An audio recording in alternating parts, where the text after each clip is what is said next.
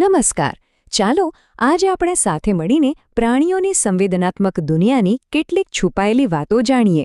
એક એવી દુનિયા જે આપણી કલ્પનાની પણ બહાર છે, પણ એ પ્રાણીઓ માટે તો એ જ એમની સાચી વાસ્તવિકતા છે. તો શરૂઆત જ એક મોટા સવાલથી કરીએ. શું પ્રાણીઓ એવી દુનિયાનો અનુભવ કરી શકે છે જે આપણે ક્યારેય નહીં કરી શકીએ? શું એમની પાસે એવી કોઈ શક્તિઓ છે જે આપણને તો સાવ સામાન્ય લાગે પણ હકીકતમાં એ અસાધારણ હોય? ચાલો આની પાછળનું વિજ્ઞાન શું કહે છે એ સમજીએ. તો આપણી આ સફરની શરૂઆત કરીએ ગંધની અદૃશ્ય દુનિયાથી. અમુક પ્રાણીઓ માટે ગંધ એટલે ખાલી સુગંધ નહીં, પણ જીવન જીવવા માટેનો એક સાચો સુપર પાવર છે. ક્યારે વિચાર્યું છે કે કીડીઓ હંમેશા આટલી સીધી, શિસ્તબદ્ધ લાઇનમાં કેવી રીતે ચાલી શકે છે? ના, આ કોઈ જાદુ નથી. થાય છે એવું કે એક આગળ ચાલતી કીડી જમીન પર પોતાની ખાસ સુગંધનો એક કેમિકલ રસ્તો બનાવતી જાય છે, અને બસ બાકીની બધી કીડીઓ એ જ ગંધના નકશાને ફોલો કરતી કરતી આગળ વધે છે. છે ને એકદમ સરળ, પણ કેટલી અદ્ભુત સિસ્ટમ! અને હા, જ્યારે ગંધના સુપરહીરોની વાત આવે ત્યારે આપણે કૂતરાઓને તો કેવી રીતે ભૂલી શકીએ, બરાબર ને? એમની સૂંઘવાની જે ગજબની શક્તિ છે ને, એનો ઉપયોગ ચોર અને ગુનેગારોને પકડવાથી લઈને ખતરનાક બોમ્બ શોધવા સુધી થાય છે. સાચું કહું તો એમનું નાક એક એવું પાવરફુલ સાધન છે જે આપણને બધાને સુરક્ષિત રાખવામાં પણ મદદ કરે છે. સારું, તો ગંધની દુનિયામાંથી હવે આપણે આગળ વધીએ દ્રષ્ટિની અજાયબીઓ તરફ. પ્રાણીઓની દુનિયામાં જોવાની જે ક્ષમતા છે એ આપણે વિચારી પણ ન શકીએ, એટલી બધી અલગ અને શક્તિશાળી છે. આ આંકડો જુઓ, 4 ગણો. આ શું બતાવે છે? જરા કલ્પના કરો. જે વસ્તુ આપણને એકદમ સ્પષ્ટ દેખાય છે એ જ વસ્તુને કોઈ આપણાથી 4 ગણા વધારે અંતરથી એટલી જ સ્પષ્ટતાથી જોઈ શકે. આ તો ખરેખર એક અકલ્પનીય સુપર પાવર જ કહેવાય. તો સવાલ એ છે કે આ સુપરવિઝન છે કોની પાસે? જવાબ છે આકાશના આ શાર્પ શૂટર્સ. ગરુડ, સમડી અને ગીધ. આ પક્ષીઓ જમીન પર રહેલા નાનામાં નાના શિકારને પણ હજારો ફૂટની ઊંચાઈએથી જોઈ શકે છે, અને આ જ તેમને શિકાર કરવાની અને જીવતા રહેવાની ચાવી છે.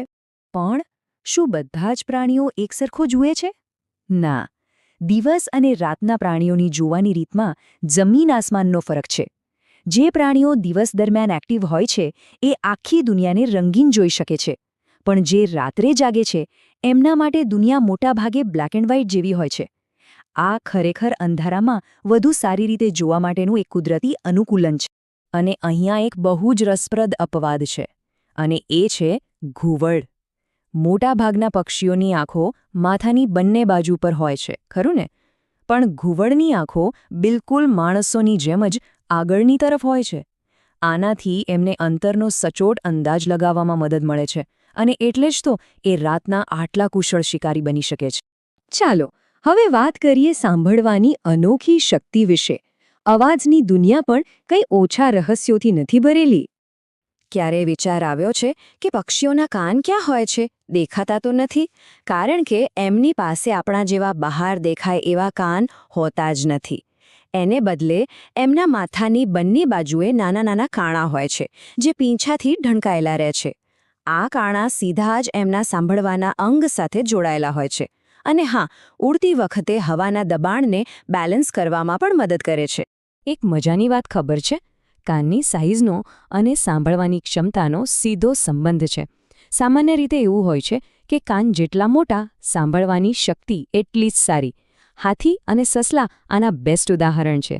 એમના મોટા કાન એમને દૂરથી આવતા કે પછી સાવ ધીમા અવાજને પણ પકડી પાડવામાં મદદ કરે છે. તો આપણે ગંધ, દૃષ્ટિ અને સાંભળવાની અદ્ભુત દુનિયાની એક નાનકડી સફર કરી. આ બધા પ્રાણીઓ આપણને એ બતાવે છે કે વાસ્તવિકતાને અનુભવવાની કેટલી બધી અલગ અલગ રીતો હોઈ શકે છે. રીતો જે આપણી માનવ ક્ષમતાઓ કરતાં ઘણી આગળ છે.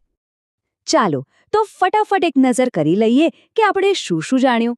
કીડીઓ ગંધથી રસ્તો બનાવે છે. કૂતરા છુપાયેલી વસ્તુઓ શોધી કાઢે છે. ગરુડ આપણા કરતાં 4 ગણું દૂર જોઈ શકે છે. અને હાથીની સાંભળવાની શક્તિ તો જબરદસ્ત છે. ટૂંકમાં દરેક પ્રાણી પાસે પોતાની એક ખાસ અનોખી શક્તિ છે.